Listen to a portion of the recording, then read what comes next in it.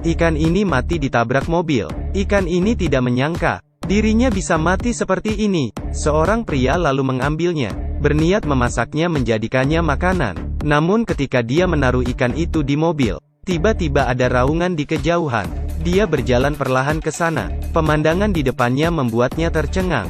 Ternyata asal suara itu berasal dari Putri Duyung Hitam. Dia dengan hati-hati menyentuhnya dengan tongkat kayu.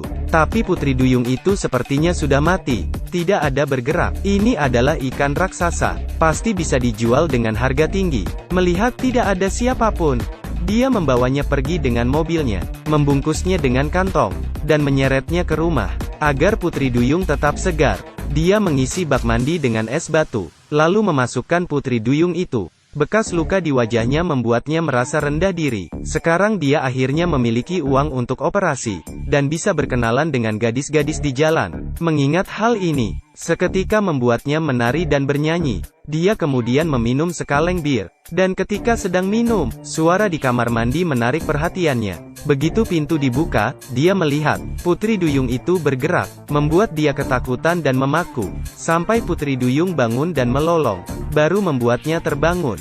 Dia segera mengambil senapan di mobil. Tapi siapa tahu, ketika kembali ke kamar mandi, Putri Duyung itu menggigit kakinya, dan menyeretnya masuk. Jack bergulat dan ingin mengalahkannya. Tapi aku tidak menyangka ekor Putri Duyung itu sangat kuat, membuatnya terlempar. Bahkan lengannya tergigit. Untungnya, ada jaring ikan di sebelahnya. Setelah beberapa saat, dia berhasil memasang jaring pada Putri Duyung itu. Dia ingin membunuhnya.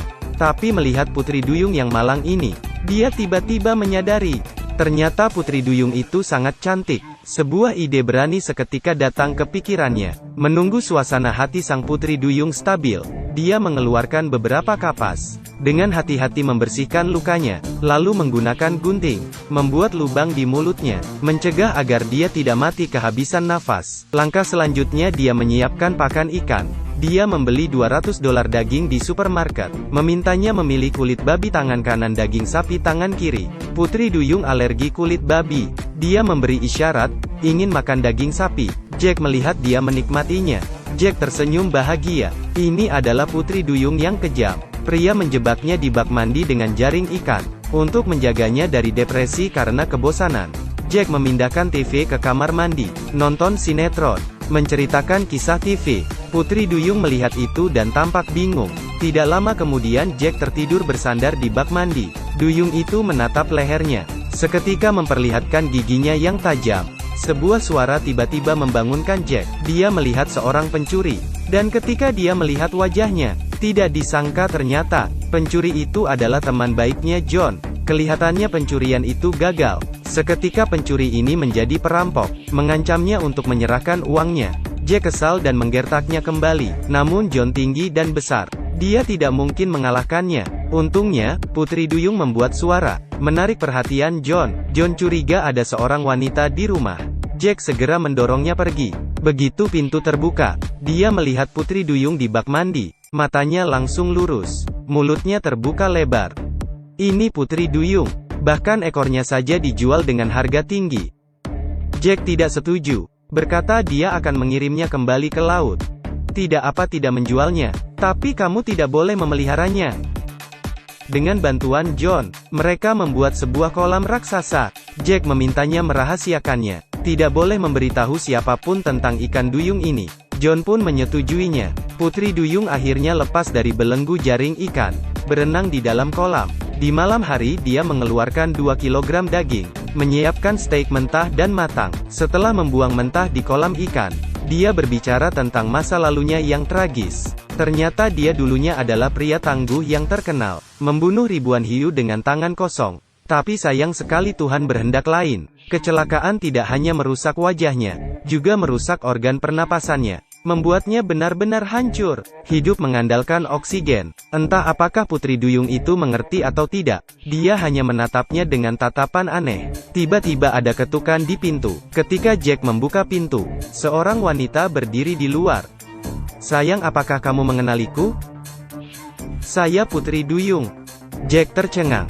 Tanpa merasa sungkan, wanita itu masuk ke dalam, melepaskan jaketnya, dan duduk di atas sofa. Jack baru sadar kolam itu telah kosong. melihat wanita cantik di depannya. Benar-benar Putri Duyung. Si cantik berterima kasih pada Jack karena telah menyelamatkannya. Memutuskan untuk menjadi pacarnya. Perlahan dia melepas respiratornya, lalu meletakkan tangannya di wajahnya yang terluka.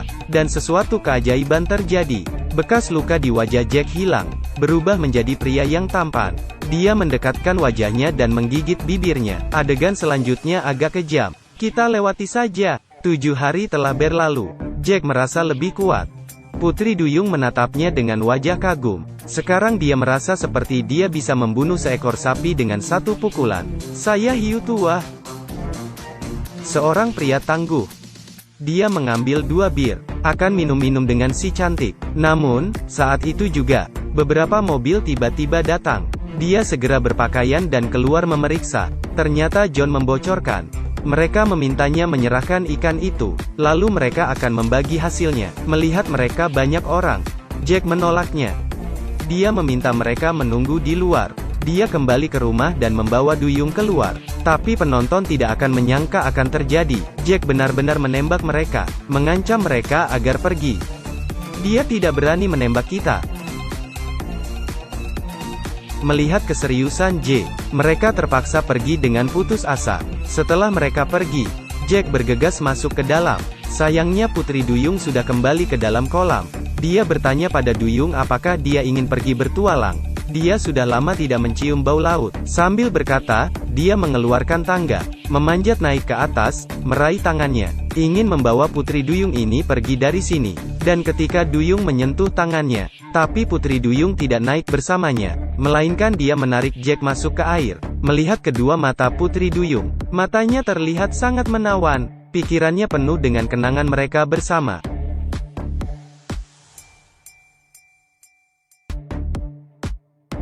Ternyata Jack dihipnotis oleh